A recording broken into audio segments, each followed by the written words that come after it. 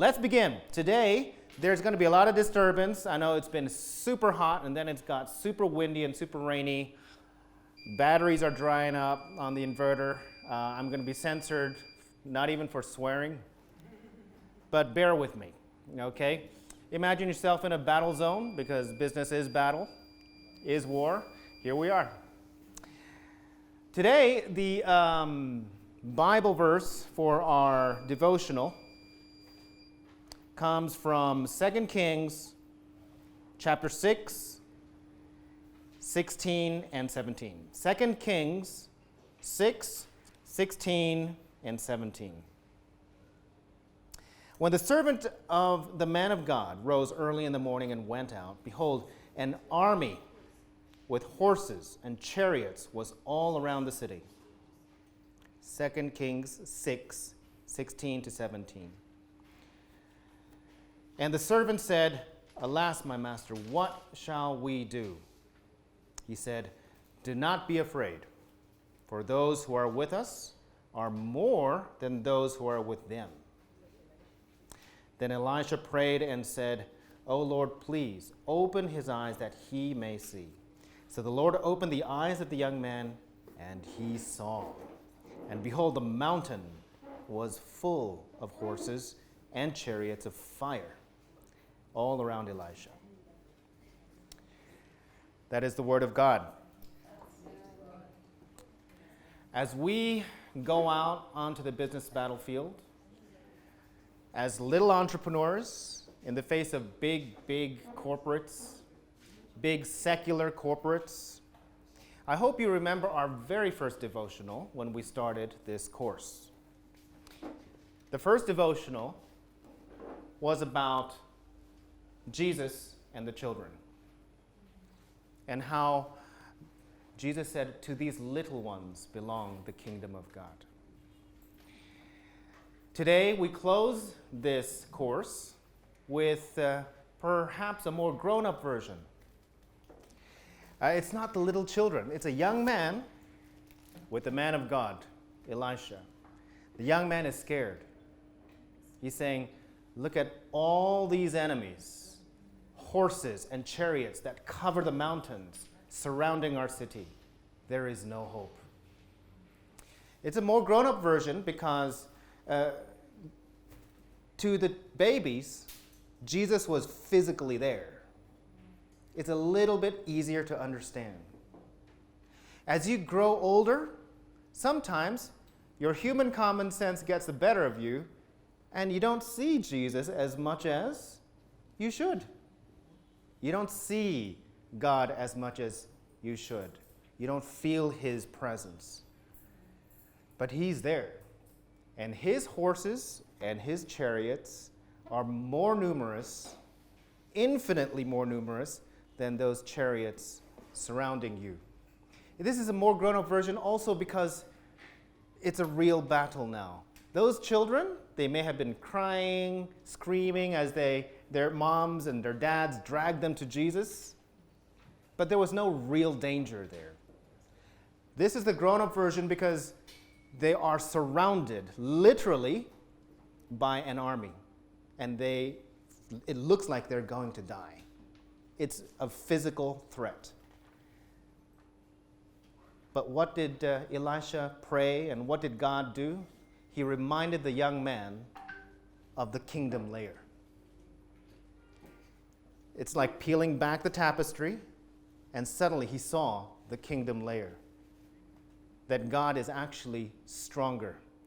He doesn't just have more chariots and horses. They are chariots and horses of fire. They are divine weapons. God reminded them again of what we said 2 days ago. We do not fight with human weapons.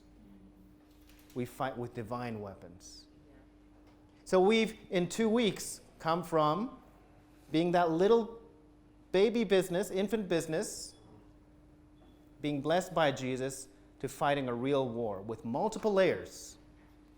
But never forget that there is the kingdom layer. God is with you. Amen? All right.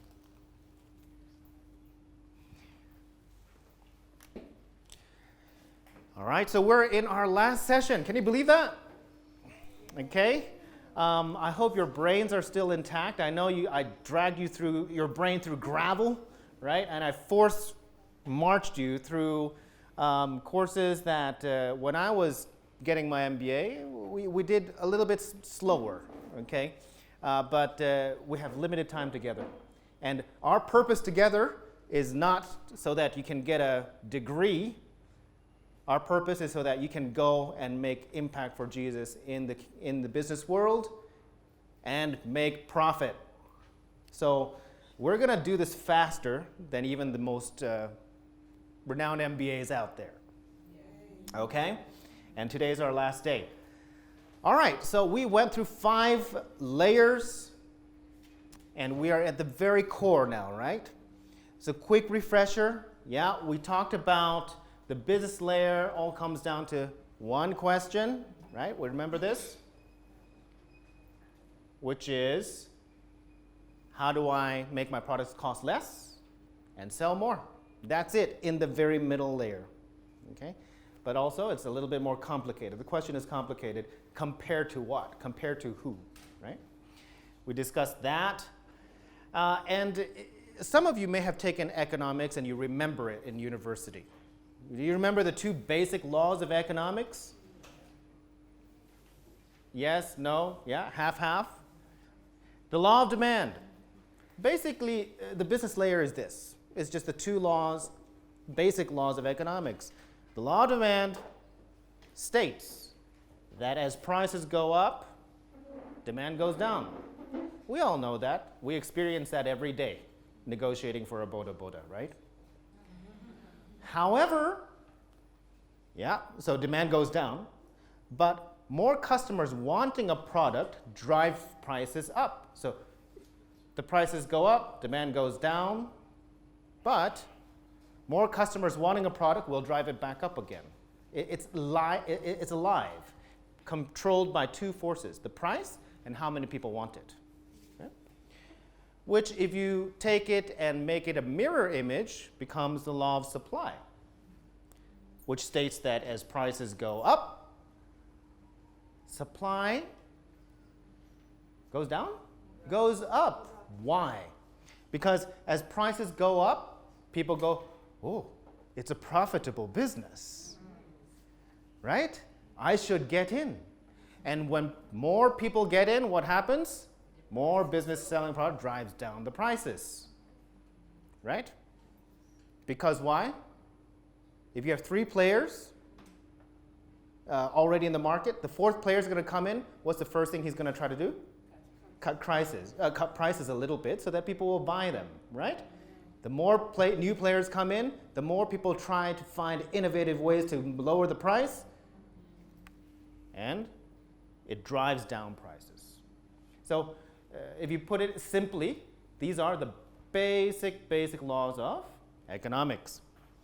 And the market will naturally find equilibrium, the point where supply meets demand, unless there is a lot of what? You probably know by now.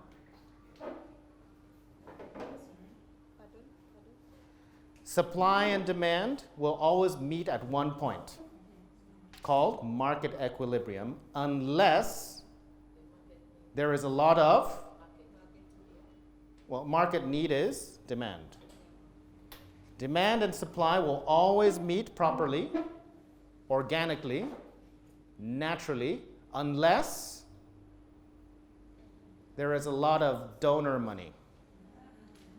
If there is a lot of donor money, a lot of NGOs, a lot of philanthropy in that market, you will not have a natural or organic market equilibrium.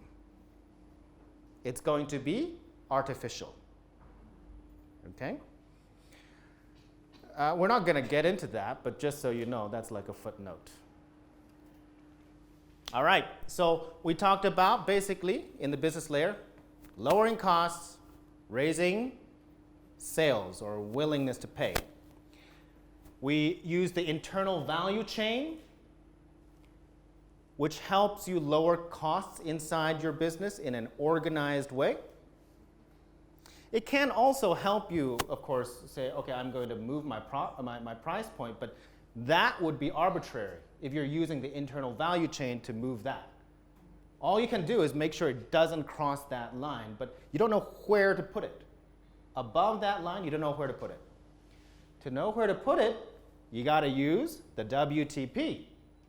The WTP helps you set the highest price for sales and profit. And if you think the higher it is, the more profit, no. And so I promised you yesterday that I'm going to help you find that equation today. Not too high, not too low, but where? Not too high, but not too low, but where? That's what the WTP tells you. So please note this bottom part down as well. You are in direct control of your costs. Inside the business layer, where you have a lot of control, the only one where you have direct control, the only force in your whole business that you have direct control of is your costs. You can change it. How about lowering costs? That's directly under your control. Increasing willingness to pay, that's in your control, but not directly under control. Why? You're indirectly in control of revenue and profit because it depends on your customer. So there's one more layer of decision makers. Okay? So if you wanted to make the 5 layers, 6 layers, at the very center, there is you managing the costs, and then there's one level of relinquishing control, which is, the sales bit, the profit bit is not completely 100% up to me. So how do you influence that? Because you're responsible for it. You're not in control directly of it, but you're responsible for it, right? If you're heading an organization and the organization depends on your decisions, your responsibility is not just to cut costs. That will be a terrible leader. Your real responsibility is to drive up revenue and drive up profit, which is not something you directly have control over. That's the irony of being a leader in a revenue-making organization. You're mostly responsible, you're primarily responsible for something you're not directly in control of. So we finished with this video yesterday, okay, did everybody see it? Anybody didn't see it? Because we're going to refer to it in class, okay? So here I am selling cabbages at Nakawa Market. I learned that they all sell cabbages in the same part of Nakawa Market. There's the cabbage section, and then over there you have the fish section, and there is no differentiation. They all sell the same things for the same price in the same place. So I thought, if I were going to take white man's MBA laws or rules and see if I can adapt it a bit, what would that look like here? So what I did was I asked one of the ladies, elderly ladies, can I sell cabbages for you for 1 hour? And she said, why? And after all that, why? It's like, oh, because I just want to. It's like, why? It's like, because I want to. I like you. And you're like, okay. So the first thing I do, I would say, thank you very much. You don't have to pay me. But I think that I can sell at least half of your cabbages in 1 hour. And she's like, no, you can't. So I said, let me try. And so what I did was I divided the cabbages in 2 piles. Right? Everybody is selling it for about 1,500 shillings. 1 cabbage, 1,500 shillings. Every single vendor, all selling it for the same price. So I divided it into 2 piles. One is they look a little bit drier, and the nice ones I put on this side. I charge 1,500 for these ones, and I charge 2,000 for these ones, for the good ones. $2,000 for the good ones, $1,500 for the not so good ones, or not so nice looking ones. I don't know, I'm not a farmer. I just look at it, it was like, doesn't look as nice. And so I put it over here. And as I asked yesterday, which pile do you think sold out almost immediately? The 2,000 one. It is the only pile of cabbages in the entire Nakawa market that sold for 2,000. The rest were all selling for 1,500 because that's what people do. There's only one pile that used to be 1,500 per cabbage just 10 minutes ago that is now 2,000, and that's what sells. So the question is, what caused this crazy conclusion? Okay? What caused willingness to pay? Willingness to pay more. And we're going to be totally real, right? That's what a vote is about. We're not going to shy away from racial issues. I do understand somebody said yesterday it's because you're a Muzungu, and Muzungu's selling it, so that's why it sells. Yes. So use that for your business too. I'm not saying, oh, we should shy away from these issues. I never say that. If there was a Muzungu selling it, yes, that is one of the things. There are plenty of other reasons. Why? Why? You had options, right? People love options. They love the ability to make a decision for themselves. Someone else raised their hand. You showed value in the option part. You showed that this like people are paying for the benefits, that this is a better one than the other one. Yeah, there is perceived value, right? It's not like they actually chew on it to see if it's really good or not, but it's perceived value. Because it's worth or priced more, it should be more. Okay? There are many, many more reasons why this happened.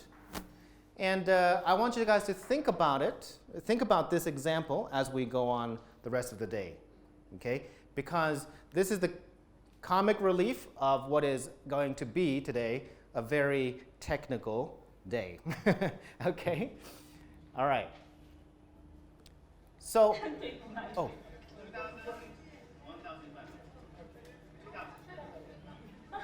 2,000 will sell, right? All right, so this is called the VRIO framework, okay? It's pretty commonly used in the business world. But it's asking, is your product valuable? First of all, V, valuable. No, then you're at a competitive disadvantage, right? It's not valuable. Why would anybody buy it? It's a complete disadvantage. And that goes also for a lot of products, unfortunately, that we see in the market sometimes. Please buy this because it was, where's the value in this one? Please buy this because it was made by a child, an orphan. Please buy this tablecloth because it was sewn by orphans. Where's the value in that? It's a question. I'm not making any assumptions. Why would someone buy that? Sympathy, compassion, okay? So that is, again, where there's a difference between need and market need, right? So is it valuable? Yes, it's valuable because it produced willingness to pay, but the unfortunate thing is it doesn't produce as much willingness to pay as something that has market need, right? It would have to be a specific kind of person who would want to buy that, as opposed to something that is intrinsically valuable that anybody would want to buy, okay? So is it valuable? If it's no, then you're at a competitive disadvantage. Unfortunately, that's why a lot of those businesses, tent-making businesses that pastors try to use to subsidize their revenue, or side projects by orphanages and so forth, have a very, very difficult time making revenue. And the reason is they are in a position of competitive disadvantage because they're in a position of need and not market need. It requires a very specific kind of person to buy your product. But if it is valuable, then the next question is R. Is it rare? Well, of course, the question is rare compared to what, right? So is a cabbage rare? No, but also yes. If I want a cabbage now, I need to go somewhere to buy it. Right now, it is rare. I don't see a single cabbage in the room. Right? So compared to what, compared to when? So it's not an absolute question. It is about, all these questions about, in that situation, at that time, is it rare? Because if it is, people will buy it. If it's not rare, but it is valuable, it's not rare, but it's valuable, then you are at what we call competitive parity. Okay, you're not at a disadvantage, but you don't have a specific advantage either. Right? But no, it's also rare. So it's valuable, it's rare, and it's costly to imitate. Imitate. Is it? No? Then your competitive advantage is temporary. Right? Because someone's going to come and imitate you. Right? So your advantage caused by whatever is special is temporary. And then is it organized to capture value? Capture value, what we discussed yesterday. Right? You can't just create value. You can't just create cabbages. Can you capture the value, and can you capture the most possible value out of it? If you can't, then again, the same thing, your competitive advantage is temporary. Why? Why? It's competitive. It's temporary here because someone can imitate you. It's temporary here because why? It's not capturing value. It's not capturing value. That's the core of the problem. But remember, we talked about the second mover advantage and the first mover advantage, right? Sometimes the best offense is just to wait for the first mover to fail. If you don't capture enough value as a first mover, a second mover will come in to find a better way to capture value. Because the assumption here is that there is value and you're not capturing all of it. Right? If you can't capture all of it, someone will. Someone will come in, a new entrant will come in, and they will. And you will be out of business. So only if you're valuable, rare, costly to imitate, and organized as a company, in other words, your pricing is right, your costs are right, your internal value chain is right, only if it's organized to capture value, then you will have a sustained competitive advantage. So where was the cabbage? If you're selling cabbages at 1,500 shillings in a marketplace where everybody is selling cabbages at 1,500 shillings in the same place at the same time, you're at competitive parity. Because, yeah, it's valuable. There is value in the cabbage, right? But you're in Nakawa market, and you are currently surrounded by cabbages. It is not rare. So at that point, it dropped. And yeah, it's competitive parity, right? There's no real advantage in amongst all those cabbage sellers. Okay? So you get the meaning of this? This is very important, okay, for you when you try to design your product. Okay, moving on. So this is the VRIO network, one of the frameworks with which to raise willingness to pay. Yeah. Can you elaborate more on the organized capture value? How does it capture Today we're going to use numbers to describe all of that, so you park that thought, okay? Capturing value is not a theoretical, ambiguous thing. It is a numerical framework, and we will discuss that right after this. Okay, thank you for the question, though. Nice catch. So we discussed this yesterday, too, right? There are basically two things you need to do in your business, right? You lower your costs or you raise willingness to pay. But strategically, usually, you can only follow one direction. Either you're following a cost leadership strategy, which is a never-sinking hole, a never-ending hole. It's a sinkhole, right? We discussed that. You can try that, but if you're selling, everyone's selling at 1,500 cabbages, and you say, okay, I'm going to sell at 1,200, what do you start? You start a downward trend where other people are going to be like, okay, well, I'm going to sell at 1,200. And then because that's the mentality, someone's going to go, okay, 1,100. Unfortunately, that's how we sell in this country most commonly. And what are you doing? You're using a competitive industry. I mean, we talked about this, right? You're supposed to fight inside your competitive industry, but in a way that builds the industry. This kind of cost leadership strategy tends to destroy an industry because people have nowhere to go. Okay? But if you, for no apparent reason, sell it at 2,000, sometimes it works.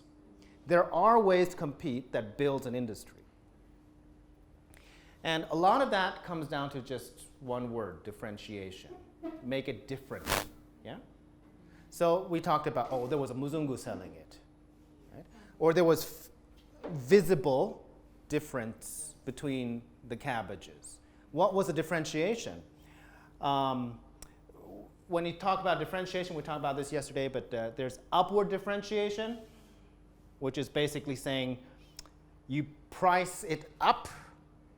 Yeah? You price it up for an improved offer for that person. It's got more value for that person.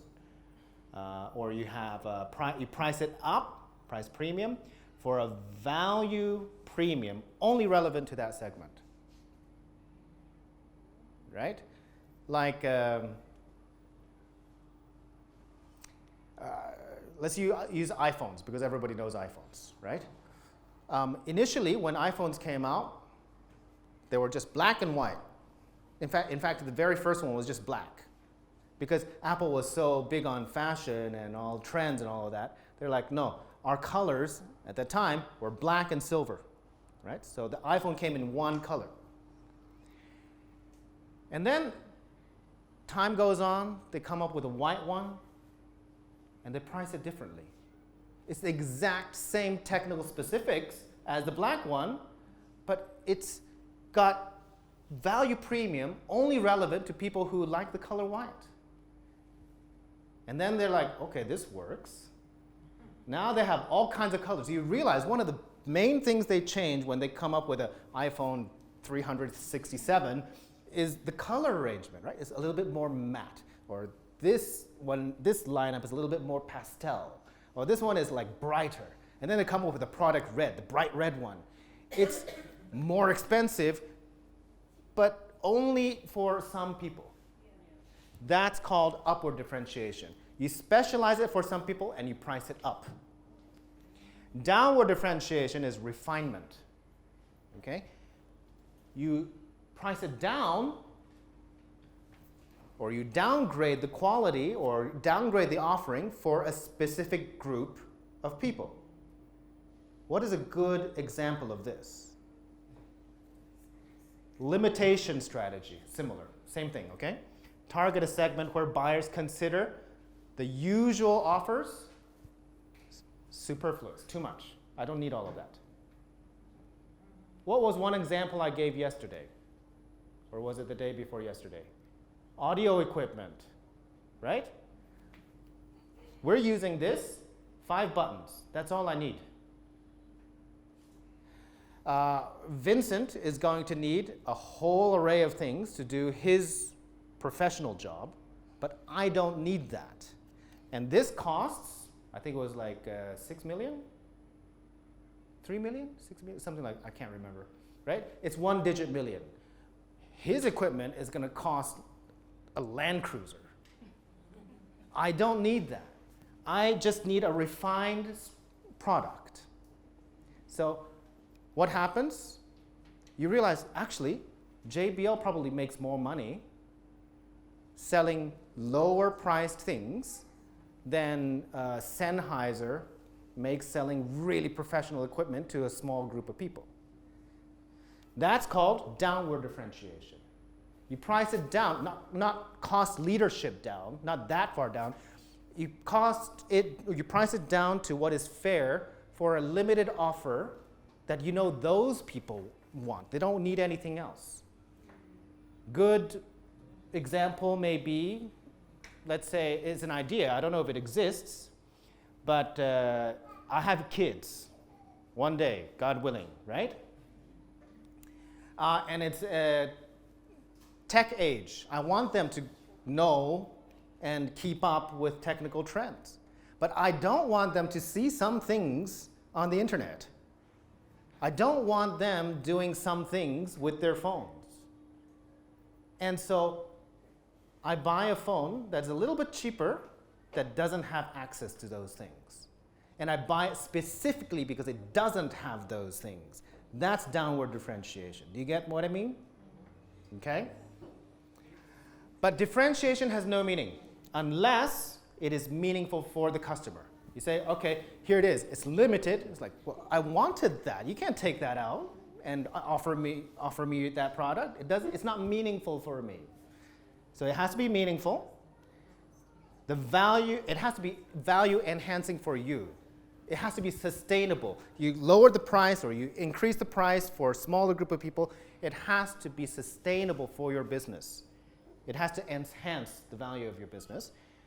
And value enhancing for your business, right? And then it's defensible and sustainable. As in, when you drop it, your competitors are going to try. You're going to come under attack, right? So these three things are necessary for differentiation to actually be meaningful, to actually work. Are y'all with me? Yeah? Because we're going to now get more technical, okay? So differentiation, some examples. That is a gym, right? That's a Hotel International in Muyanga. I can't remember where that was. I love going to the gym. No, I think that was actually Latitude 0. Okay, so you go from, there are a lot of gyms like this I've seen in Uganda. Okay, so let's say that is the standard, that maybe 5-10 years ago that was standard, and someone says, okay, from that I'm going to go here. I'm going to offer this. That is upward, downward?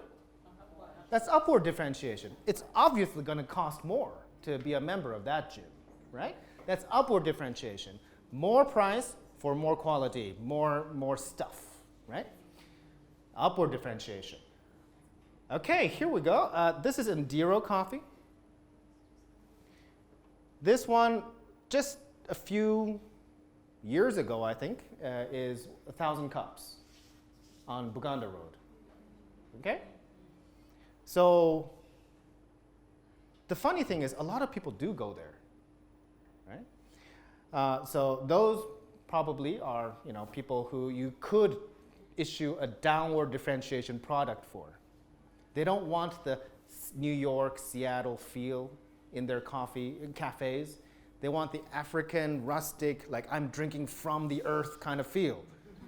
Okay. Well, it's cheaper to offer for them too, right? Downward differentiation. Oops. Okay. There are other ways to look at differentiation. One is called tangible and intangible. Tangible is like the color, the iPhone. It changed, the size changed. iPhones are just such typical marketing genius that makes me so angry that I'm buying their phones every time they come up with a new phone, because it's just really, they say, oh, now we have you don't even know what it means, right? Retina screen. Now we have this screen, like True Tone. Like, what does that even mean? But it's like, oh, well, there's something new. I'm not an engineer, so I don't know what it is, but it's definitely going to be better. So that's tangible, okay? Colors, size, the camera on the back, those round things are bigger, so it must be a better camera. Now there are 3, not 2. It must be a better camera. That's tangible differentiation. Intangible is Apple. Doesn't say anything. Apple. Disney. Right? I've seen a lot of Apple backpacks in Uganda. I've seen a lot of Apple matatus. I've seen a lot of Apple, bed sheets with that logo. People put it because there is intangible value, right? So marketing and differentiating your brand based on feeling. Apple's feeling is cool, high quality, blah, blah, blah, right? Those are intangible ways to differentiate. Samsung used to differentiate by being, okay, we're actually lower, like Techno is today, right? That is also intangible differentiation downwards. Are you getting me? Intangible is that feeling thing, like it's worth more, it's worth less, but I'm not sure why. Disney, right? They make cartoons, and we associate Disney with high quality entertainment. Well, there are a lot of people today with the software available who can make animations that are just as good, but they don't have that intangible differentiator of brand, right? So intangible differentiation, you might want to think about that too. Bundled differentiation. Each has value, but they have more value when put together, right? So there is SafeBoda and Jumia.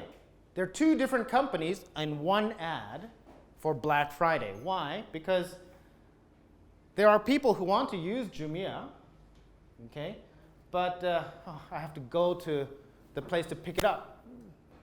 What do you call it? Not the pack house, the warehouse or whatever, right? I need to go to pick it up. But oh no, you can use a SafeBoda and they're going to deliver? Suddenly it has value for me. Or people are like, yeah, I use SafeBodas to go pick up my Jumia package. If you bundle it, I would definitely use it. When you bundle it, you might be able to charge more. When you bundle it, it might cost you as a business less. Bundle differentiation. I don't know if these guys are still there, but Barnes & Noble in the United States, a very big bookshop chain, right? Premium branding and all that. What do people who read a lot of books typically drink? Coffee, right? And so Starbucks, which is a large coffee or cafe chain in the United States, says, okay, Barnes & Noble serving Starbucks. Bundled differentiation, okay? How do you know how different you are from your competition? There's one canvas, one framework that is very helpful. It's called the value canvas. It helps you understand how you compare to your customer's perception of you, how you compare to your competitors, especially your very key direct competitor, or how you might shift your capabilities to create, deliver, and capture more value. Now, this is a simplified version, okay? But let's say this is your competitor, okay? They're selling whatever. They're selling shirts, okay? Proper kitenge shirts. Their price is low. Normally, people will go, oh no, I have to price it lower than him. Not necessarily, right? So his price is low, his quality is high. Glamour, I'm putting names here that don't really mean, things here that don't really mean anything. just to show you that it works, okay? Glamour, whatever that is. It's a feeling thing. It's intangible. The packaging, the shirt doesn't come with a, okay? The shirt comes in this nice bag, whatever it is, right? Packaging, eco-friendly, green, right? High tech, well, it's a shirt, so it's not going to work. Ease of use, oh, it's kitenge, but in the necessary places, it stretches. That's, by the way, my pet peeve here. Kitenge doesn't stretch. It's hard for me to wear. Okay, service, right? Service in the shop. What does that say? Resale value or fun factor, right? All the other things are kind of intangible things. To be a completely different company selling almost the exact same product, you would want to be that, right? Okay? But not necessarily. You have to be smart about it. For example, okay, I'm going to be high price, low quality. Might not really work. Okay, so you have to choose which ones. But if you put it all out here and you start doing this, you can find a way of differentiating 50%, 60% from your competitor. You just count the dots. Okay? But it's never really this simple. It's never really this simple. This is just way too simplified. I've used this before, I think, example. Let's use the value canvas on something that actually exists or existed. Okay? This is a circus group in the United States called the Ringling Brothers. Okay? They're not around anymore. They were a huge, the big circus tent thing, the stereotypical tent thing, that was them. Lots of animals, elephants, lion trainers, and so forth. And they were gradually outclassed and outmaneuvered by something called the Cirque du Soleil. Okay? And they were direct competitors. Right? Live entertainment for lots of people at once. Value canvas. Low, high. Dotted line is Ringling Brothers. Straight or solid line is Cirque du Soleil. Ringling Brothers, a little bit more expensive on the price, okay, but not that different. They came first, okay? Ringling Brothers are this traditional, stereotypical circus. And then the Cirque du Soleil came in to compete with them. So the price, they priced it a little bit lower, but not much. But that generates a feeling already, right? Stars. We don't mean stars. Stars. The Ringling Brothers relied a lot on celebrity figures, okay? Cirque du Soleil, they were almost all anonymous. Their faces were sometimes even hidden. It didn't matter. They were very replaceable. Animals. Cirque du Soleil does no animals. The times have changed. People are more sensitive about those things. Whereas the Ringling Brothers, that was their highest selling point. They didn't pay attention to their macro environment layer. Aisle concessions like food while you're watching, they're like, no. Ringling Brothers, they liked it, they offered it, and it gets messy. There's ketchup everywhere, mustard everywhere, popcorn everywhere, right? And times have changed. People don't like that in major cities these days. They like it clean, almost sterile, right? So aisle concessions, they got it right. Fun factor, well, they're both very fun, okay? Danger, also very high, similar here. In other words, the value canvas, you don't have to be a differentiator. You don't have to be completely against each other. Some of them are up there together because it makes sense. Unique venue, okay? That's where Ringling Brothers is very low. They tend to do it in like fields, right? And people have to go to the fields to see the circus, right? Cirque du Soleil, they will do it in New York City, right? They would do it in Madison Square Garden. Somewhere where is unique. It has in Paris. They will do it in Paris, in London, in Tokyo, the major places. That's a huge differentiator. And then it stops. Cirque du Soleil came in with things that Ringling Brothers didn't even offer. So your value canvas is not just vertical, vertical, it's also horizontal. Okay? If you can go more this way or that way, you are differentiating. Cirque du Soleil had a theme for every one of their shows, like, what do you call them? Mermaids underwater. The whole show is actually going to be underwater. Okay, they would do it in an aquarium or something. Those kinds of crazy themes, they brought that. Refined environment, so without concessions, but leather seats or very nice seats and things like that, which they didn't have, right? And it's very artistic. It's just, their face, each player or star, not star, what do you call it? Participant, has face paintings that are done like just exquisitely. The entire set is so like designed magically, right? You feel like you've entered a different dimension. So they brought that. So here you are a direct competitor, and you are directly competing here, and so you can differentiate on things that matter. And over here, what do you call that? We talked about this once before. I don't know if you remember. All right. In the industry layer, you can have direct confrontation tactics against your competitor, or you have, we talked about weight, right? Sort of like the passive attack.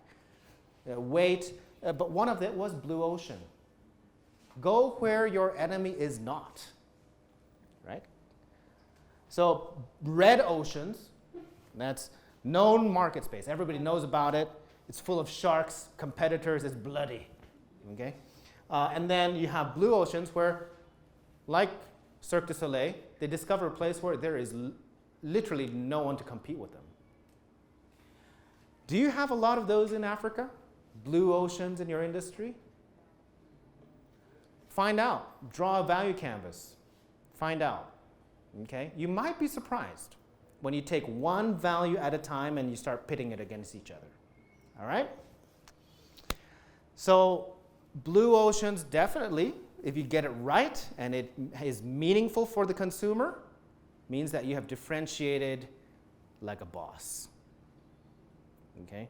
If it's not meaningful, nobody cares. Right? But if it's meaningful, if you can find a blue ocean, you have differentiated like a boss. And you will raise your willingness, your customers willing to pay drastically. Okay? So all of that was very fun, lighthearted stuff. We're going to take a 5-minute break, and we're going to come back to the WTP, and I'm going to walk you through some Excel sheets and make you do some calculations. Okay, so here we go. We're back on WTP. Okay, and this is, like I said, where we're going to close. Okay, because it is the most important. How do you make your customer want to pay more? At the end of the day, you can see we had five layers of the business environment, but it really comes down to that, right? If you're a business and you're a revenue-making organization, how do you make people want to pay more for your product? Secondarily, how do you lower the costs of making that happen, right? That's it. So we've done this yesterday, right? You understand this now? Okay, you understand it now? What is the slope? What is the diagonal slope? It's called willingness to pay. And what is the what do you call it? The triangle called? That area called? That is? What? Value created. Created. Okay? Not necessarily value captured. Okay? So it looks nice when you put it in just lines and letters. Now, Okay, we're going to put some numbers to that. Whatever this is, let's say shillings. Okay, that's the price, not necessarily your price. That's just the price axis. And on this side, you have quantity you can produce at that price, right? So we discussed how the value created here is way bigger than you can capture because you can only set one price, basically, for one product. That's your value capture, right? We discussed that. And that question mark, that is love. People love your product. They would have paid more for it, but you gave it to them at that price, right? That's love. Now, let's say this is exactly what you did. You set your price at 100,000 shillings. So the value you captured is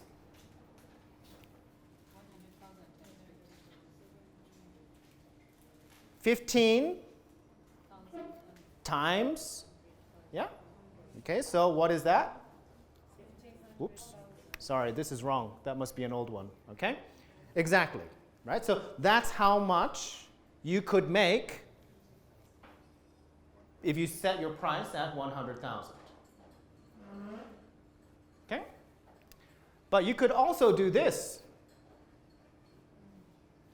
You can set it at 150,000, but only 10 people would buy it.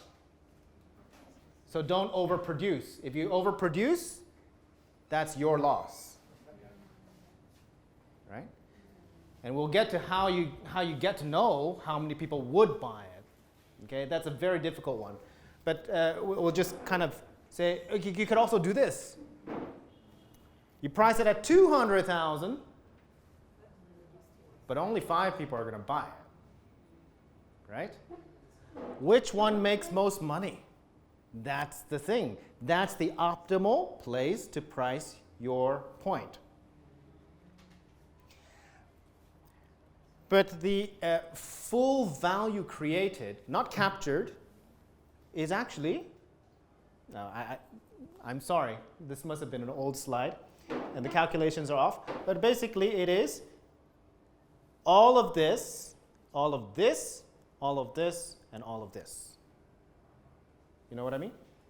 All the potential people who would have bought it at the maximum price. That's the value created. But they don't necessarily pay maximum because pay the maximum they are willing to pay because you set the price. If you set it lower than their willingness, they're happy, but you didn't capture that value. So here we go. I hope you guys are going to follow with me. Who's good with Excel?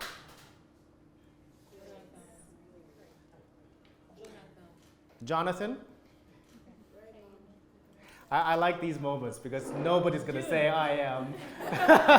Oh, we have a confident person there. Good with Excel?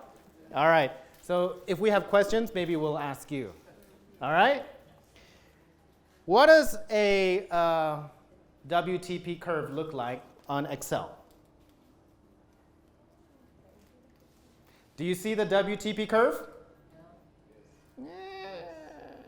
Kind of. Here's the axis. Remember your costs. That's the line.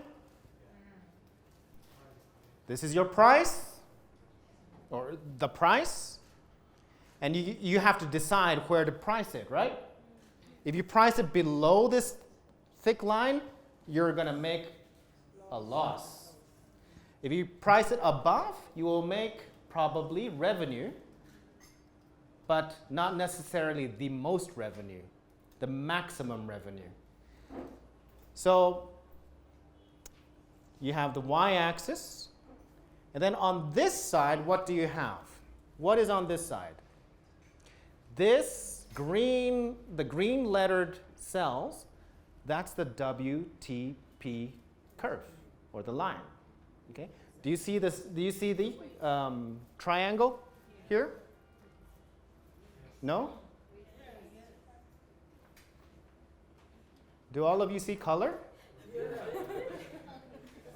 green is a bit pastel. Oh, I should have made it a, okay, sorry. But okay, there are green, there the white cells then.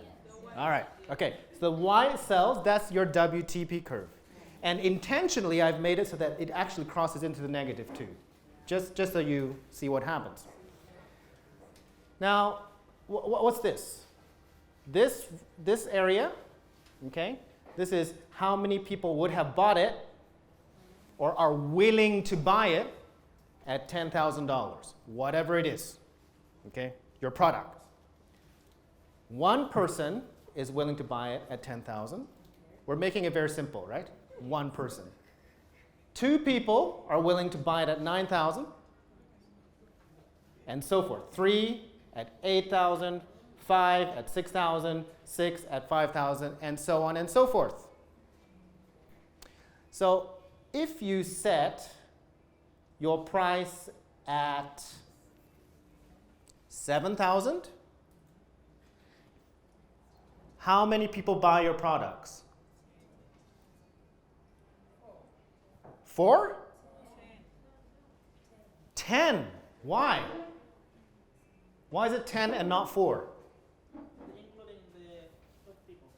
Those people would have bought it too, because they're willing to pay this much. So if you set it lower, then of course they would buy it and love you for it. And that total number is 10. Do you see how this chart works? So one person would have bought it at this price, 10,000. That means all you get, total revenue, is 10,000. The cost was 3,000. Your total profit is 7,000. Right? Or you said, no, I'm going to set it at 6,000. That means that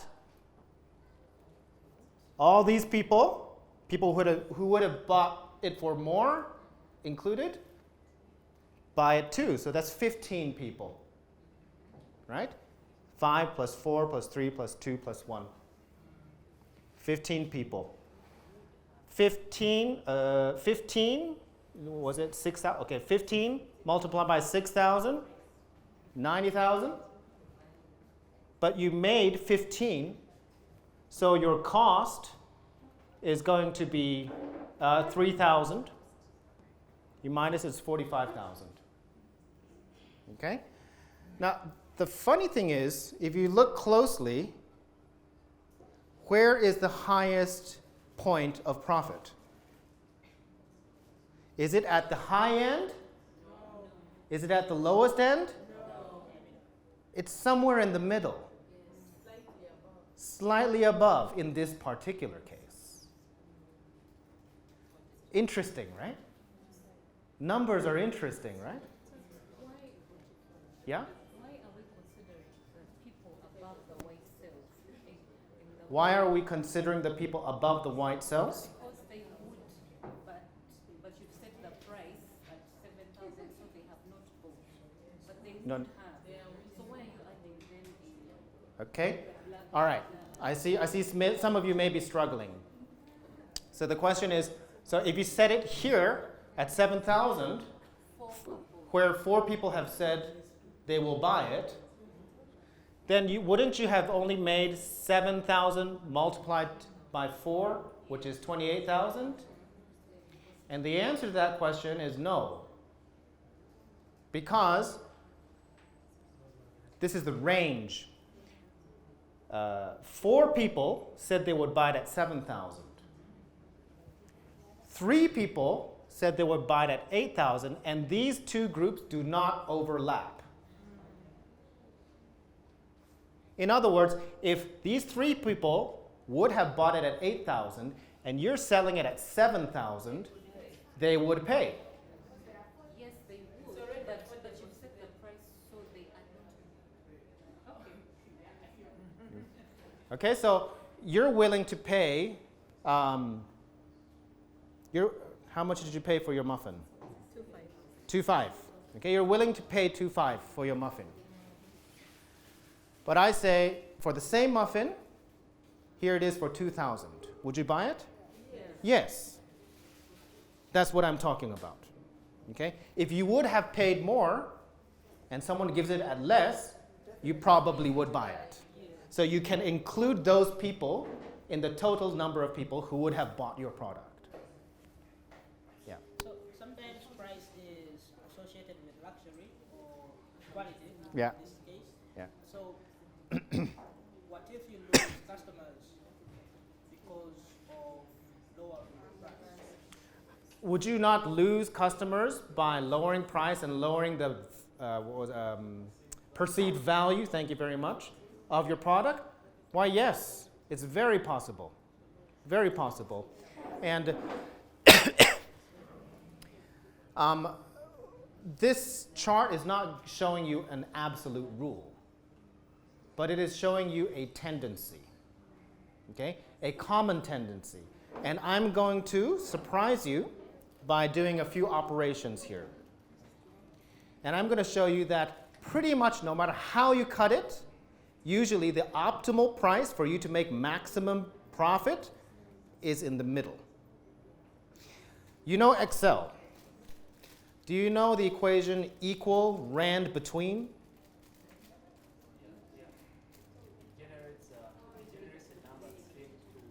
Yes, a random number. Okay, if you put equals rand between and paragraph, two numbers in the paragraph, it'll generate a random number in that cell every time you push a F9, a random number between the two numbers you set. Okay, so we're going to get there in a minute. Right now, so we're going to get to the point at the end of this Excel sheet where all of these numbers are going to be generated randomly. And you'll see that the result doesn't really change, surprisingly.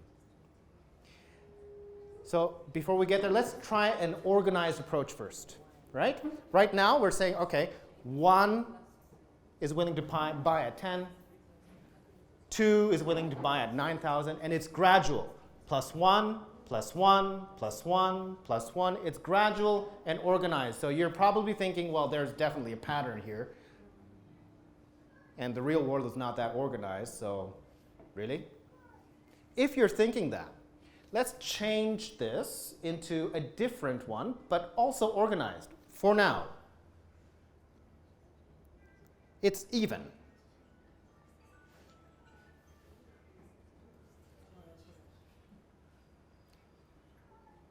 Even means it doesn't increase.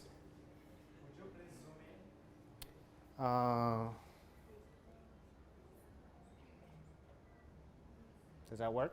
Yeah? Okay. Even.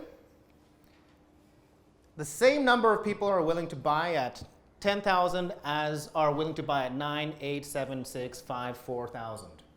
10 people are willing to buy at each of those price ranges. Where's your most profitable point?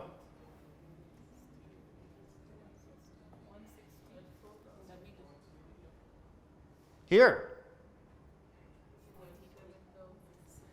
7,000. That's your optimal point. Surprising. Is it magic? It's logic. It's the law of averages. Okay, let's try another one. Organized approach. 10% increase per price increase. 10% increase per price increase. 10% increase of 10 is 11, and then of that is 12.1, and so on and so forth, right? Where's the highest, highest point? 185 again. Okay, it's about here. 7,000. Why? Because probably a 10% increase is not that big, so it hasn't really moved, right? That was even, 10, 10, 10, 10, 10, 10. This one is from 10 to 21. the increase is not big enough to move the average. All right, we're going to keep going. 50% increase.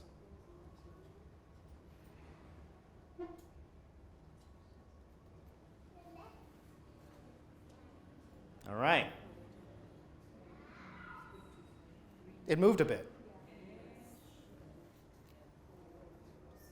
Towards the 5,000. Are you starting to see a trend here? Well, please don't. There is no trend here. There is no trend here other than that the optimum price point is usually always going to be towards the middle of the highest willing customer and the lowest willing customers. Because now I'm going to take this random. This is the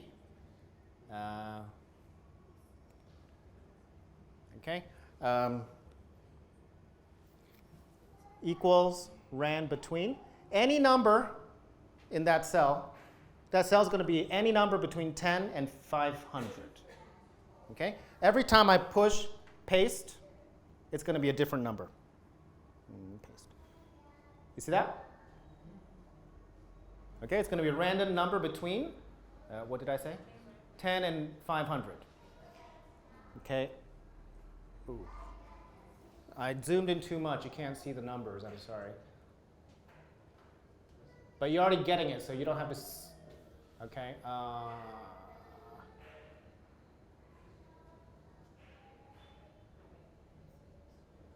Okay. All right. Random number. Where's the highest point? You can just use F or G. Let's use columns for now. Okay. Highest point is F. Highest point is G. Highest point G and E. 5 million at E. And I'm not making this up. It's just random numbers. Okay? It's just logic, right? It's going to be somewhere in between. And numbers have a way of proving that theory.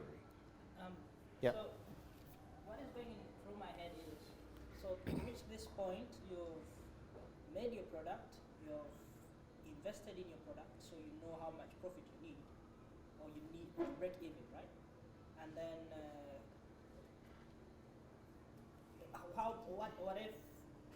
what if the willingness to buy does not correlate with how much you invested? Can you say that again? What if the willingness to buy is not in sync with what you've invested? Meaning you've, for example, Then you would be below cost. yes, something like that. You've invested a lot, but This is what you've invested. That's the cost. so the people are not paying you for what they don't want to pay that profit margin. Yeah. Then what do? Then it's not a viable product.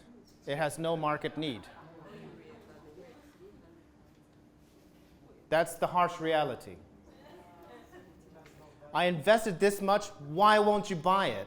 That is not a market need sales pitch. That is a need sales pitch. That is a charity sales pitch. I did this much. Why won't you pay for it? That does not work in a market equilibrium. It only works if that person sympathizes with you, knows you, has a relationship with you, or tends to sympathize with people like you. It's not sustainable. It's an NGO mindset. Okay? And that's what we're saying, right? Throughout this year, hopefully, you will push that back and say, I'm only going to invest in something that is going to make a profit. If I invest too much, I die. I don't have to be as passionate.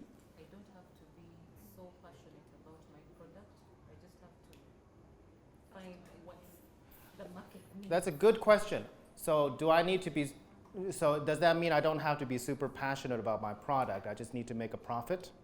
Find what the market needs. Find what the market needs. Okay? Yes and no.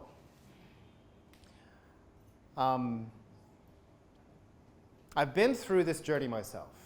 So, okay, let me tell you a little bit about that, okay? Because I think that's important for you to know. There are a lot of entrepreneurs out there who start something called passion projects. It's their passion project. Okay? They see something they want to be identified with, something that they think is their vision and calling. Completely believing. They believe in themselves. Okay? That's one of the things that I always thought was an ironic statement. Believe in yourself. I'm like, I would rather believe in something else. But, okay? And all of that stuff, right? And the funny thing is, for a long time, that is what entrepreneurship was defined by.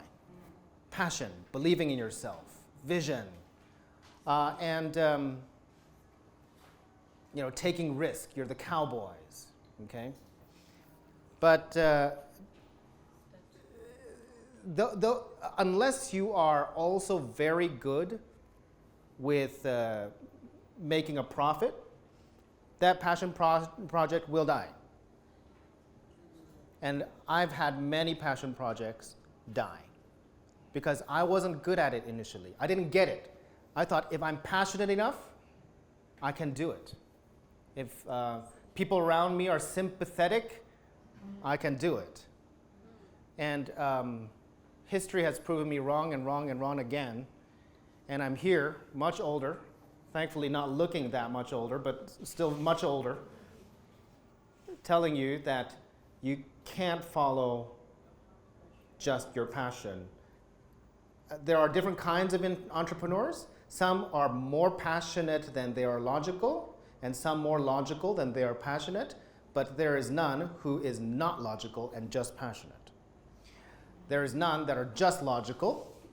Sorry, there are none that are just passionate and not logical. Ultimately, who's going to succeed is they're both kind of in the middle. They have the passion, they have the ability to find the money for it, they have ability to convert that passion also into a sustainable cash flow so that that passion lives on after them. If you're passionate for a time being, good for you, but it's not going to live on after you. When do you give up on the product? When do you give up? When do I give up on the product? Yes, when do you give up? You've invested, you like the product, you feel like it's a game changer, but the profit is not, within your calculation. So I'm assuming you're all asking me about my personal opinion on this, right? Because your question is definitely not an academic question. So when do you give up? Okay. All I can do to a question like that is tell you my personal experiences, okay? And as a business person and as a Christian, as a business person, I would say that you give up when you haven't made money in 3 to 4 years.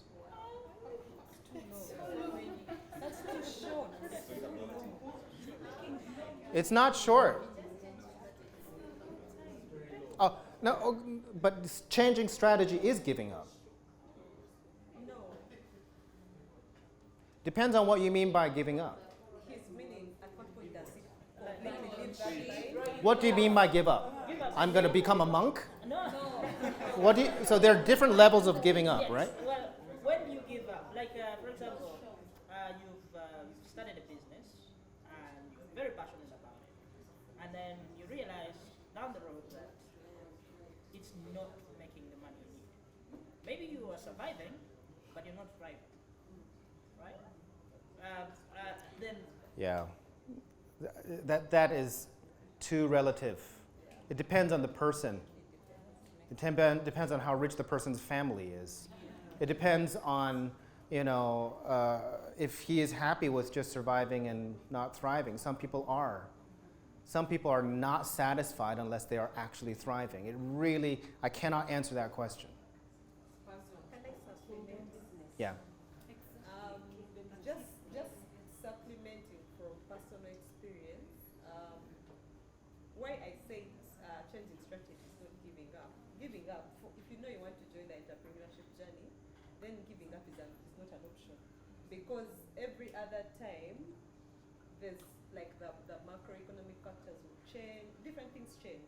But you have to be alert to be able to change strategy, and even if not just macro or anything, there is evolving, everything evolves. Yeah. Someone used to love your product the other day and all of a sudden they don't want to even have a look at it. So what I would say is just be alert, and if you find, for example, like how you said, you just calculate this and you're below your, imagine you, simple example, you made a phone at 2K and you're selling it at 1.5. That would mean that you actually accept to sell it at the acceptable market, and now change strategy, do research, find out what's better, how other people have done it, and maybe you Yeah. just, Thank you. Yeah. That's the thing. Giving up is a broad statement. yeah, For some people, giving up means I give up business.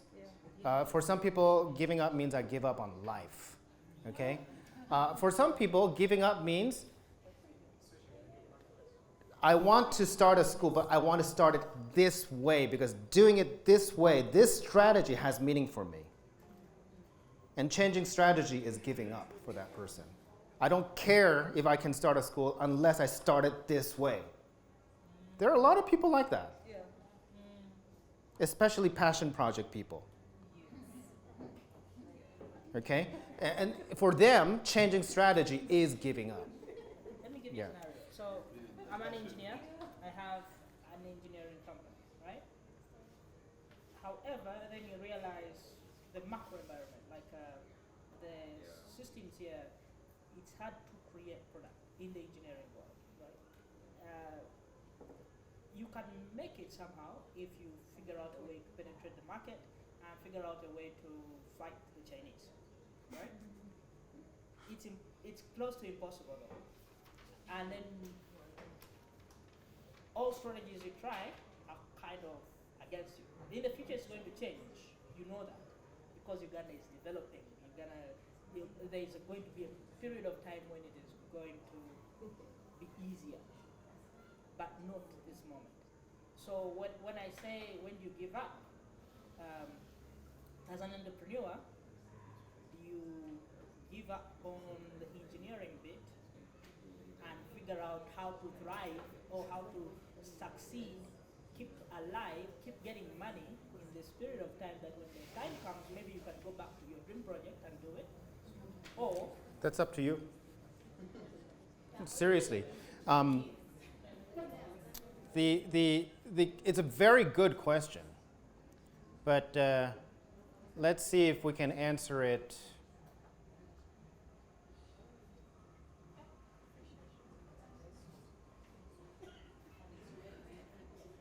Just using this, right? I'm getting a trend in this line of questions that I got, let's say, from you guys from over the past 10 minutes, okay? And I forgot to mention this earlier, I'm sorry. A lot of entrepreneurs have a similar problem, which is they look at their business and they look at the macro environment. And they don't pay as much attention to the industry layer and the strategic group layer. I'm in engineering, that's my business, engineering. China. Okay? And if you notice, we as human beings tend to talk about that. There's me, my passion, my condition, my environment, me, because that is important to you, right? Me. And there's the world, the arbitrary topics, the big topics, inequality, China, America, Putin, these big issues. We like to talk about the big issues, and we like to talk about us. But what logically makes the connection and makes change possible is the middle two layers, which we tend not to pay as much attention to and talk about. So you're in engineering. Yes. How do I compete with China? No, you can't go there immediately. Right? Okay, this is me. So in my strategic engineering group, my business segment, who is there? And you need to slowly grow from there. Yes, it's not fair because some people have a head start. So why I brought China, like the systems we have, especially in the consumer electronics and whatnot, this is dominated by Chinese products in Uganda, and we have very few manufacturers of products. And in retrospect, it makes things expensive for any consumer electronics producers who are aspiring to produce in Uganda. And even when you do, the cost is high, you are not protected by your government.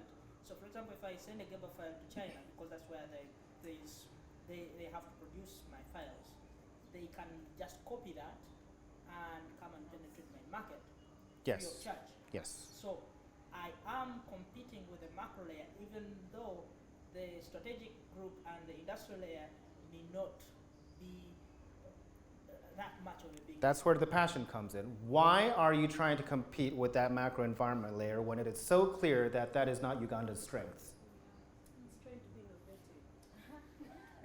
You're trying to be innovative, good. That's passion, okay? But it has to make logical, sustainable sense. Is engineering in Uganda one of Uganda's strengths? Not yet, and it's going to take time to build up there. Okay, that's where you have to look at. I'm here. My business segment. Remember, what is a business segment? If you have 4 products and you have 6 different customer areas, you have how many business segments? 24, right? Not 4, not 6, 24, right? What does Uganda produce best and sell to the most segments? Coffee. We looked at those charts, remember? Okay. So those are Uganda's competitive advantages. And if you are serious about making money,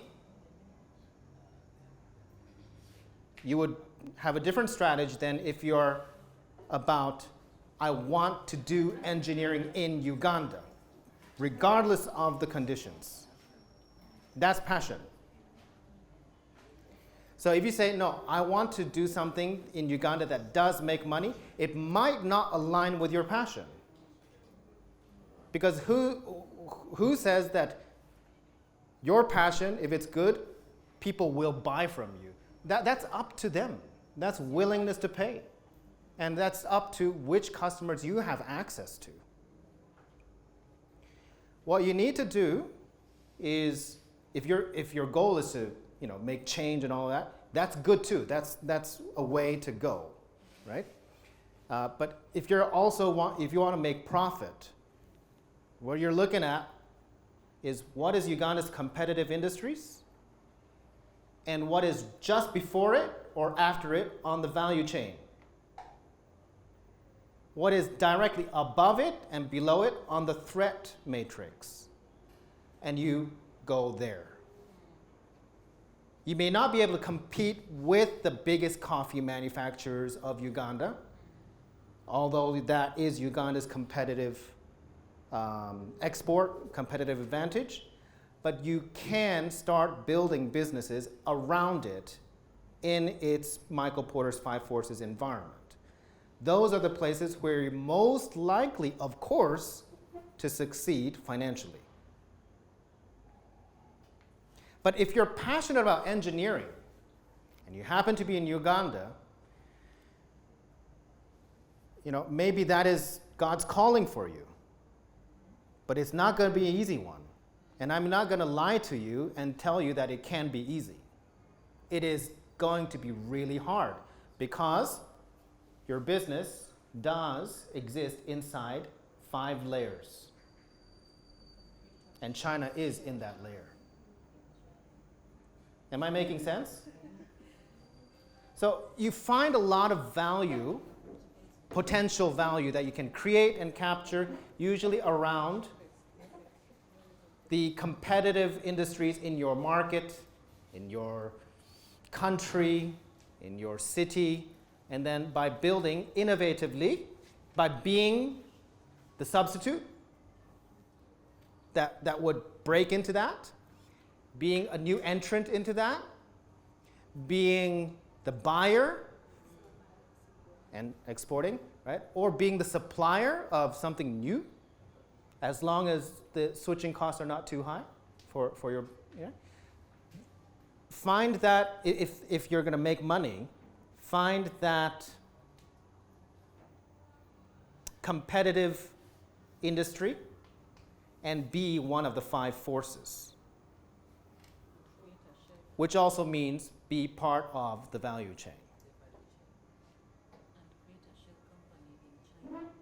Don't create a shell company in China. wrong destination. Are you getting me? Yeah. Okay. I'm glad we got to talk a little bit because these are very important questions.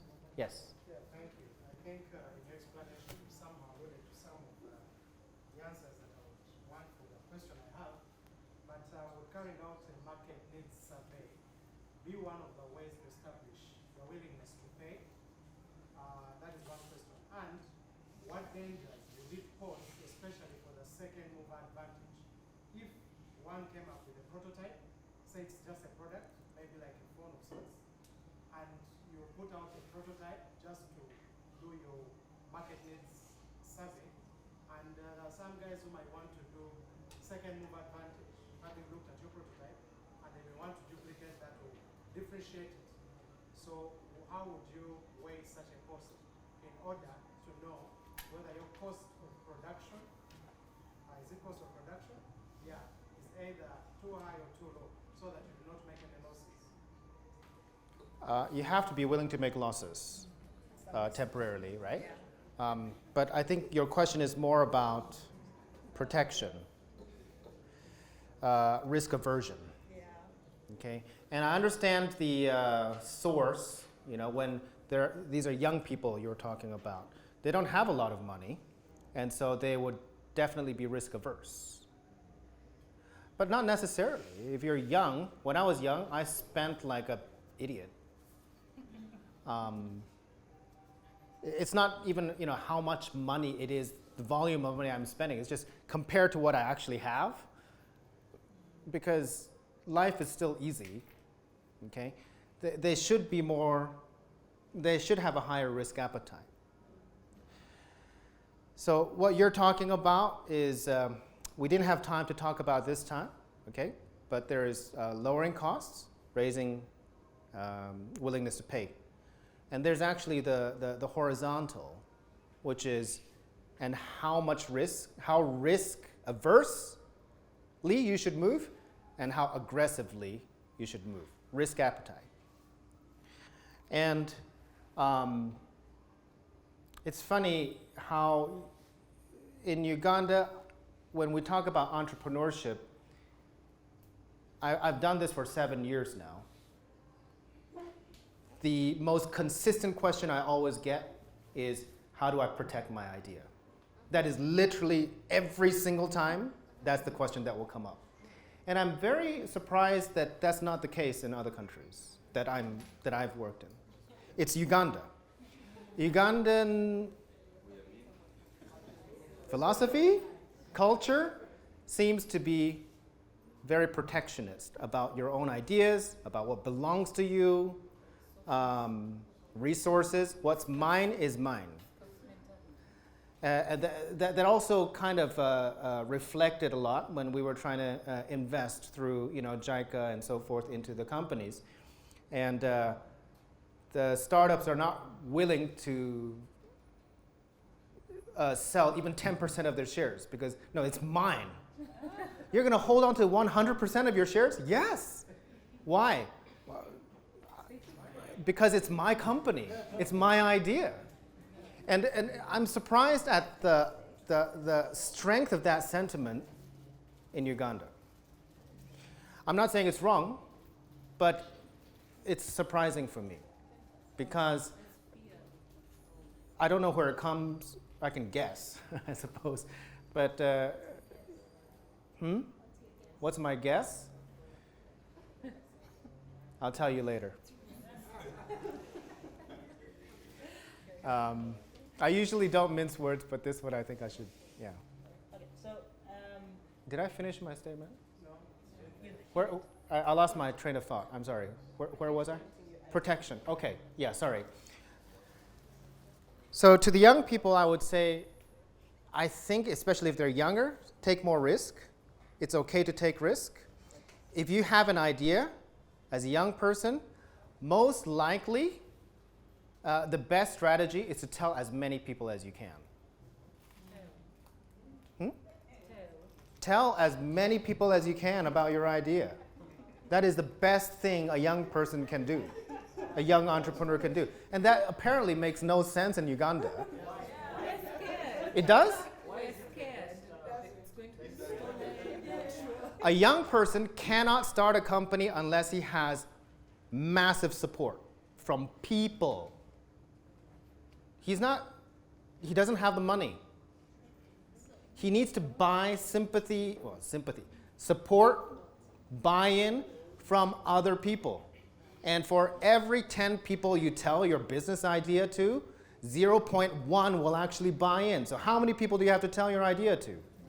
Of course, you have to be wise about who you tell it to. But the best way to protect your idea is to go public. It's not to go inwards and get a patent. The patent is only going to work if you get into a court case. That's the only place where it actually has value. You think a patent is going to deter someone who's willing to break the law? No. It only has value if it becomes a court case. Then you can present the patent, but the court case is expensive for you too. So why do that? So, for example, you've watched conspiracy theory movies, right? A spy, right? Double-crossed by his own government, right? By the FBI, right? Betrayed by the FBI. What do? Do you go into a bunker and hide? No, the FBI is going to find you sooner or later. The CIA is going to find you sooner or later. What do? You go public. And so, especially for young people, getting into legal protection, like patents, is probably too much. A lot of young people also are deluded to think that their idea is a first mover. Okay? A lot of young people's ideas, they just haven't seen enough of the world. It's been done. They just don't know it. Okay? And so they have an idea that they think is new. Nobody knows about it, but it's not true. Other people, it's already out there, and yet they're trying to get a patent for it and protect it. Before you know it, you're 42 years old. You've wasted your life.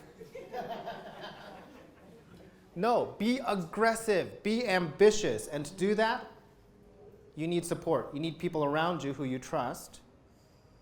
And, if you're a young person and your idea is, something that a young person would think, then another person who might copy it might be another young person. If he doesn't have the support that you have, he can't make it anyway. There is value in being aggressive. There is value being defensive, but especially when you're young, don't be defensive because you don't know how to defend. When you're young, you're very good at forward. Do that. I hope that kind of answers your question. Strategy is an interesting thing. You've noticed almost every single framework, every single statement that I've given you, there is this way of doing it and there's that way of doing it. So all I want to say here is not that, what I'm trying to say here is not that protectionism is bad.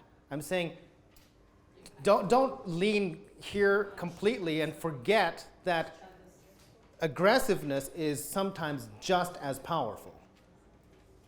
Okay. So my input is into why we protect our ideas.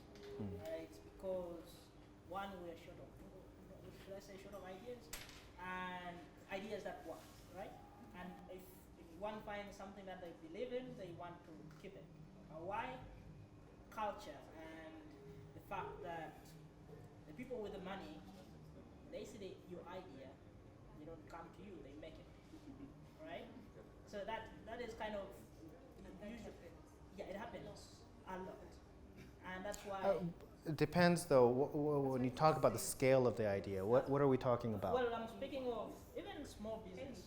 It's like in every industry, like there's always some kind of backstab, and I don't know, maybe it's just because of the culture or legal system, I don't know, but it's just that it's out there and people have to maneuver through that terrain to make it. And that's usually your environment gives you a way to react, and sometimes the reaction is too high. Go in the bunker, figure out ways to, just spot different people. So, like, to me personally, if I have an idea, I would want to put it out there. But there is some people that I will never tell my idea, regardless of whether they have money or not. But what you're saying is a general rule for any country, right? There's backstabbing in any country. In Uganda, you have a smaller community in the business, and so people know each other more, and so it's easier to. I'm confused by the situation here. Practical example, but there's a time we were completing campus.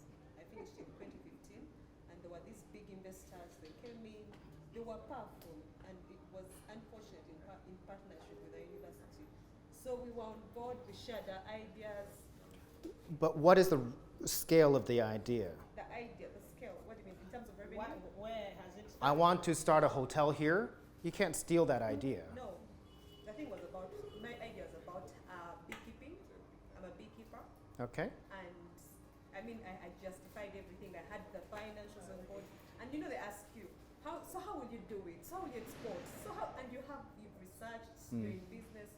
The other guy is doing the work now. Did you have anybody who could back you up? In terms of. Were you doing it Actually, alone? I went to court because I was the moral winner. I was supposed to get the money. But eventually, something came out. They told us the partnership with the university was off, so it ended there. Before I knew it, boom, they're doing exactly what I sold to them. Exactly using that, because we had provided the evidence, the person who was helping us to export the honey, they had the contacts, and yeah, the guy scaled up the thing and mine was on a very small level, up to today still on the same level. So sometimes why people don't share, I mean, White people? yes, yes. Oh, why people don't share. Okay, I'm sorry.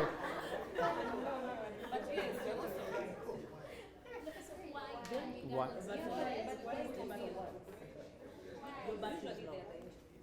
Oh, yes. Espoir, sorry, my battery's low. Can you get the battery charger from the white man over there? Just to show that they do share. So sometimes people have physical challenges that they don't actually share. Yeah, and this is a debate that can go on forever because it is relative. There are so many cases out there. It might be more here in Uganda than other countries, but it happens everywhere to some extent. Okay, And so it's up to you, depending on what the idea is. It's just too relative for me to give you a proper framework. But that's why we have one-on-ones, right? Because I can't give you a general rule that works for everybody for any of the strategic frameworks, but I can give you advice for what your business needs on a one-on-one, okay? But I hope to see more aggressive people. And the thing is, the more protectionist you are, the easier it is for someone to steal your idea, actually. Because not enough people will back you up when trouble happens. I've had that a lot. You know, the biggest protection for me, for my business ideas, was that I have big people who buy into my idea, and so when someone tries to take my idea, they have to deal with a big guy. That is more powerful than any patent. And that is how a lot of university students lose out. Young people lose out because they don't have as much experience in the world and therefore not as big a network of people who would look out for them. Older people, they've been around longer, they know a lot more people, okay, and so they have more people who will look out for them. So what is one of the strategies for young people? Talk to old people. Talk to a lot of old people. Okay, but again, of course, it's wisdom, it's relative. Who do you talk to? We can talk about that on a one-on-one about your specific business if you need. Okay? All right, we're running out of time.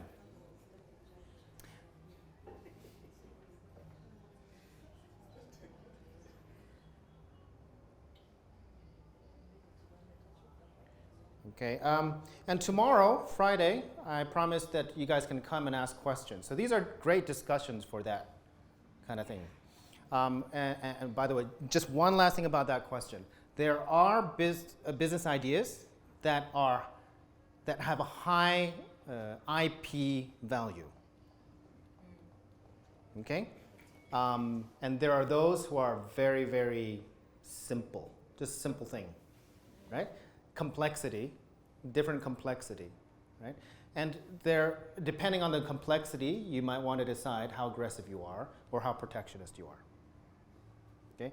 What you were talking about sounds like there was some level of IP involved, intellectual property, right?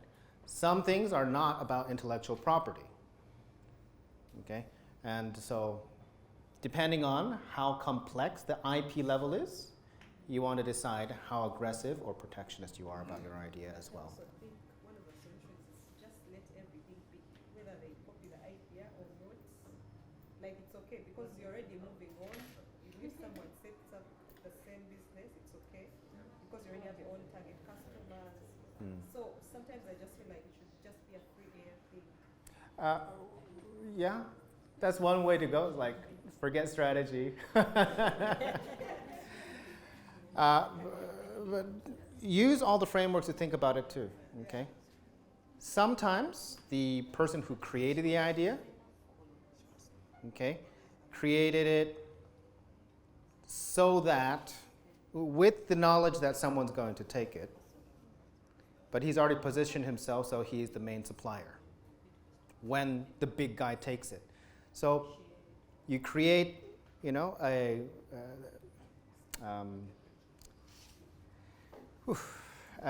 my brain is kind of fried, but okay. So you know this is a valuable business.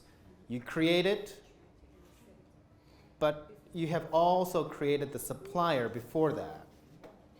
And so you know someone's going to come in big and take your idea from you. The bigger the better, because you're the supplier.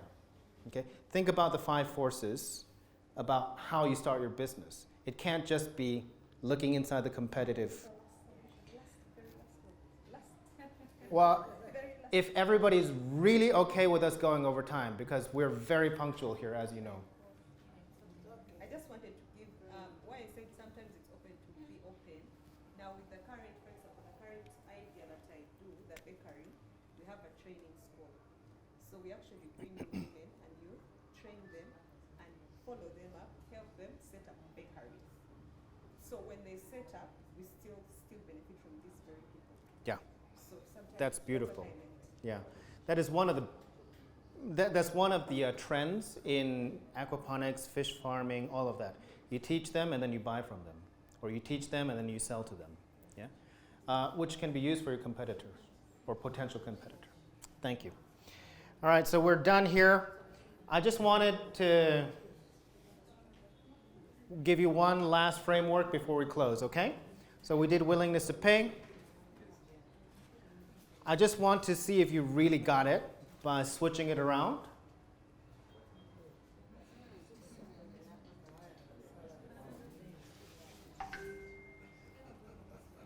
It's true, right? There are fewer people willing to be paid less. There are more people who are willing to be paid more for the same job. Okay? So that's called willingness to work, or WTW. And agreed salary, that's value captured. Don't worry, we won't test you on this. Okay, I just wanted to let you know. And the love is here, right? Try paying your employees more. Try, taking that risk first so that you can be the creator of love. Okay? All right. So, we're done. The 5 layers. Give each other a big hand. Well done. I know it was a tough course. Well done. Good job. And congratulations. Congratulations. First course done. Almost. We did have a long conversation, so I just wanted to finish it with a blessing. Okay, before we close, because next week I won't be teaching you. I won't be around. Hal's taking me up north to Lyra. I'll be around the week after that, but next week I won't be with you. So I just wanted to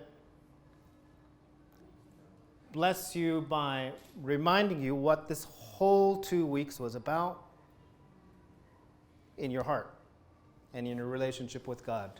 Because we can't close without that. We can't close with just WTP curve. WTP curve is at the core of the 5 layers, true, but we got to go back to the kingdom layer as we close.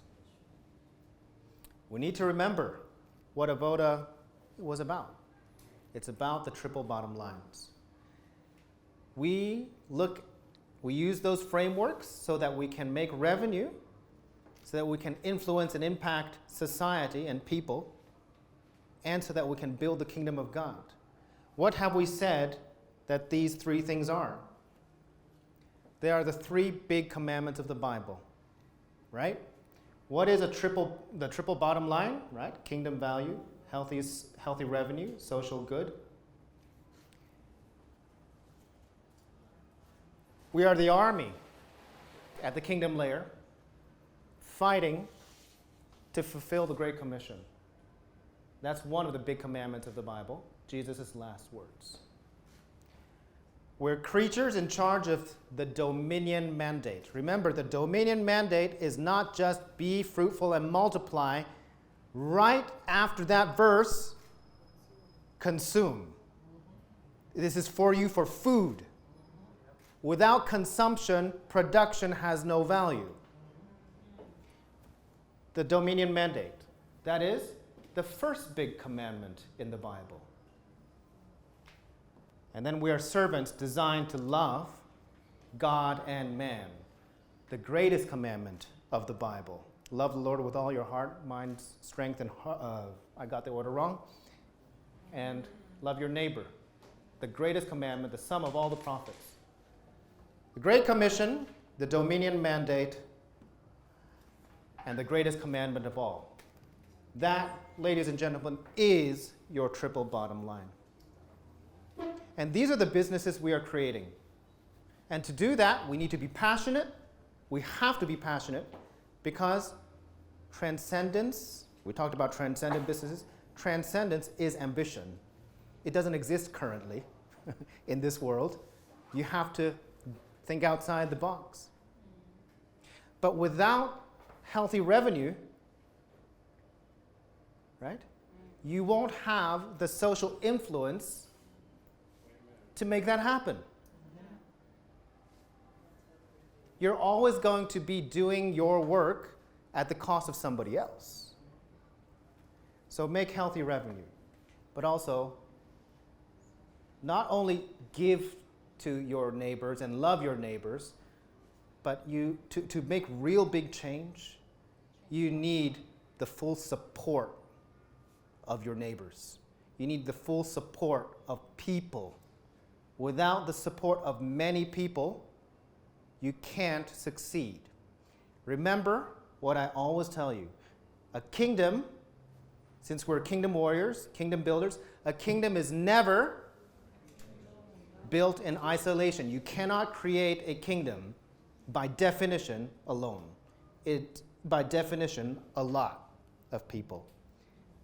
And we're fighting the enemy, who is not of flesh and blood, who is literally fighting us on those three fronts.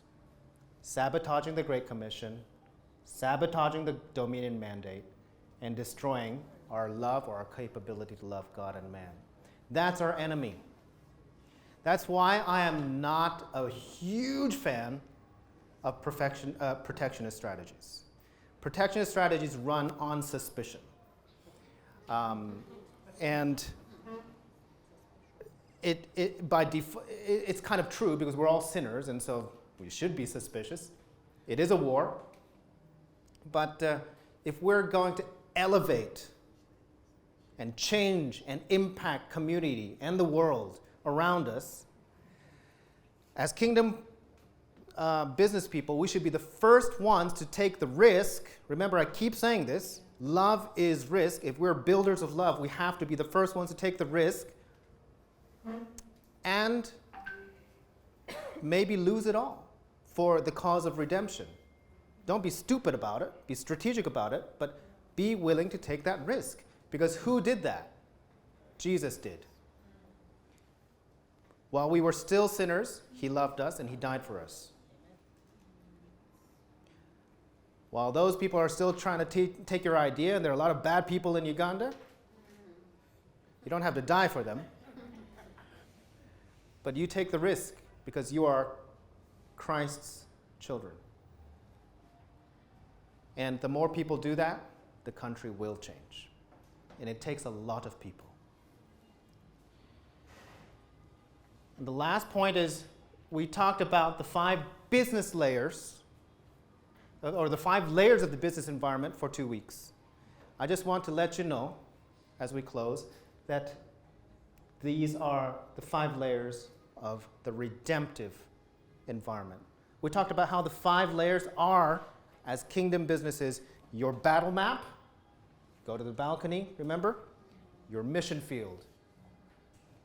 Not just for business, but for your work as Christians redeeming the world. How does that work?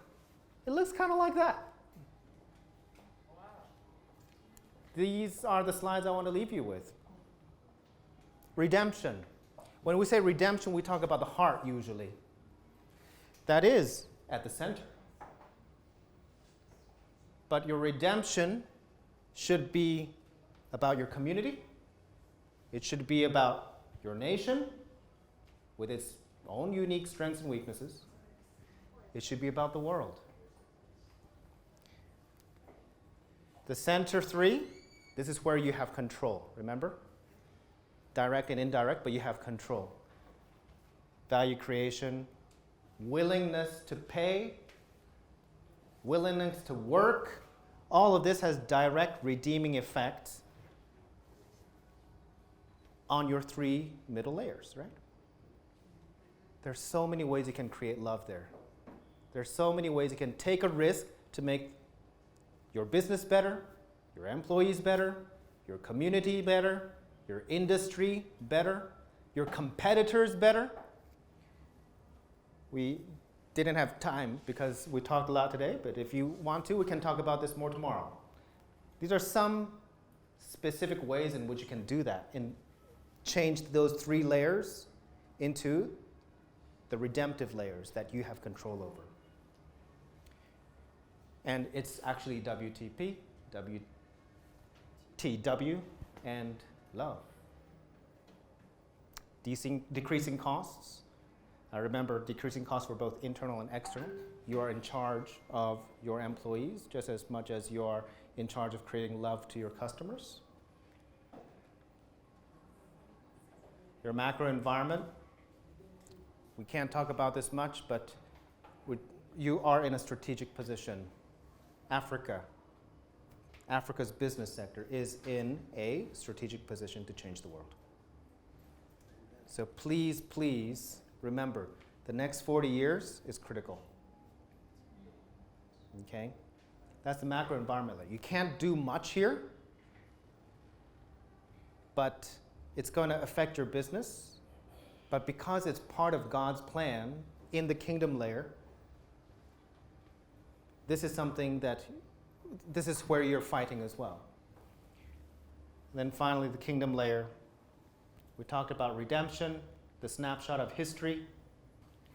If your business is doing this, pushing the world towards sanctification and glorification, you are a triple bottom line business. If you're doing this, you're building a kingdom.